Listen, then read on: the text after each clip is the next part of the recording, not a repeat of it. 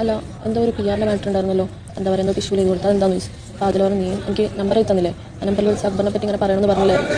അപ്പോൾ ഇവള് അതിൽ പറഞ്ഞു ശരിയോ. അപ്പോൾ അതിൽ പറഞ്ഞു നീ പറഞ്ഞതല്ലായിരുന്നു അങ്ങനെ. അപ്പോൾ പറഞ്ഞു അനുമോൾ പറഞ്ഞില്ല, ഞാൻ അങ്ങനെ പറഞ്ഞിട്ടില്ല എന്ന് പറഞ്ഞു. പിന്നെ അതിൽ പറഞ്ഞപ്പോൾ ടിഷ്യൂ നീ തന്നതും അപ്പോൾ പറഞ്ഞു ടിഷ്യൂ എവിടെ ഉള്ളത്, ടിഷ്യൂ കളഞ്ഞു. അപ്പോൾ ഞാൻ വിറ്റായില്ല, അപ്പോൾ ടിഷ്യൂ കളഞ്ഞു.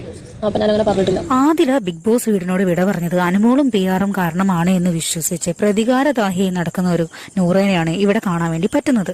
ആരാദ്യം ബിഗ് ബോസ് വീടിനോട് വിട പറഞ്ഞാലും വീട്ടിലുള്ളവരെ കോണ്ടാക്ട് ചെയ്യാൻ നമ്പർ കൈമാറുക എന്ന ആശയത്തോടെ പരസ്പരം വീട്ടിലുള്ളവരുടെ നമ്പർ കൈമാറിയതിനെ മാനിപ്പുലേറ്റ് ചെയ്തിട്ട് അത് PR-ന്റെ നമ്പറാക്കി ആദില അവതരിപ്പിച്ചതാണ് വലിയ പ്രശ്നമായത്. അങ്ങനെ ആദില പോയതിന് പിന്നാലെ നൂറ അക്ബറിനെ അപ്പാനീനെ ഇരുന്ന് പിരികേറ്റി വിടാണ്.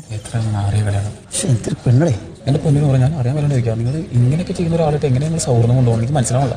പറ്റി സംസാരിക്കാൻ ഇത്ര ചീപ്പിട്ട് കിട്ടി കല്യാണം അത് നിനക്കറിയാലോ. ഇവള് വേറെ കുറേ കാര്യങ്ങൾ ഞങ്ങൾ പറഞ്ഞിട്ടുണ്ട്, പറയാൻ എനിക്ക് ഇപ്പോൾ താല്പര്യമില്ല, പുറത്തിറങ്ങി പറയാം. എല്ലാവരെയും പറ്റി പറഞ്ഞിട്ടുണ്ട്. ബാക്കിയുള്ള കാരണം അപ്പം എന്ത് ചെയ്യും? ബാക്കിയുള്ള എന്താ ഒന്നുമില്ല, ബാക്കി എന്താ എനിക്ക് പറയാൻ താല്പര്യമില്ല. ആരെ കുറിച്ചാ? എന്നെ കുറിച്ച് അതെല്ലാവരെയും പറ്റിയൊക്കെ ഉണ്ട്. പക്ഷേ എന്നെ ബാധിക്കും, നിങ്ങളെ ബാധിക്കും. ഇല്ല, പറയാൻ താല്പര്യമില്ല, ചോദിക്കല്ലേ.